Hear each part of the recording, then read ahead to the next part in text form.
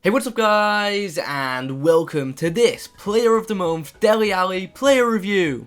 So this guy came out just a few hours ago and I haven't done a player review in a long time, so I thought, you know what, I've got a bit of time, why not? Anyway, this card will currently cost you around 100k on each console to complete all 4 of the squad builder challenges required to get this card, and in this video we are going to discuss whether this card is worth spending that amount of coinage on. Also, if you want to know how to complete the squad builder challenges, I'll leave a link to how I did it in the description, sorry.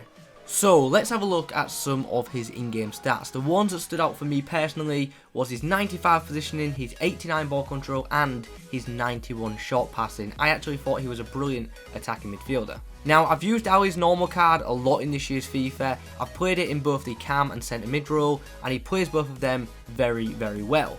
So before even using this card, I had an idea of what it was going to be like. I did expect it to be pretty good, and overall, I've got to say, it was actually much better than I actually anticipated it to be, and I think most people will find good use for this card. So, how is he in-game? We'll start off with the guy's pace. In-game, he feels very quick, and he's got more than enough pace for midfield.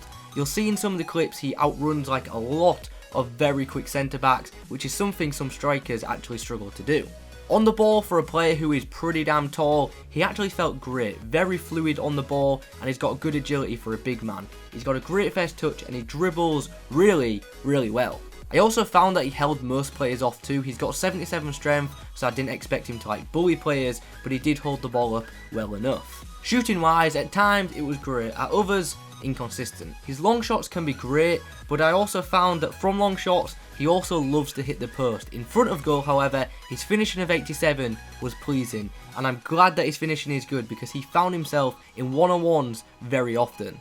And that brings us on to his positioning, which was brilliant. The best part about this card, in my opinion, in-game, this card would help turn defense into attack, and when attacking, I found this Player of the Month card making some very awesome, some brilliant offensive runs. He made great runs often, and some of them stemmed from a bit of link-up play, and that comment nicely links us on to his passing, which once again, I thought was great. His through balls were pinpoint accurate for me, well timed with the right amount of power behind them, and his short passing and general link-up play was exactly what I wanted from my attacking midfielder. Overall, I love this card at cam, but despite a lot of high praise, there are a few minor drawbacks. One of them is his freestyle weak foot. It may not be an issue for some, but for me, I think it did affect him slightly. His passing and shooting, as expected, were much better on his right peg.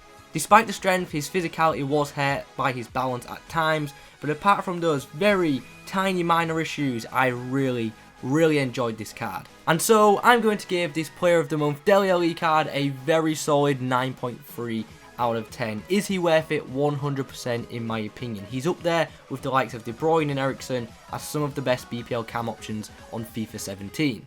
Anyway guys, those are my thoughts on this brand new Player of the Month card. I hope you've enjoyed this video. If you have, please remember to leave a like on the video. Your support of the channel is greatly appreciated. Thanks for watching, and as always, I will catch you in the next one.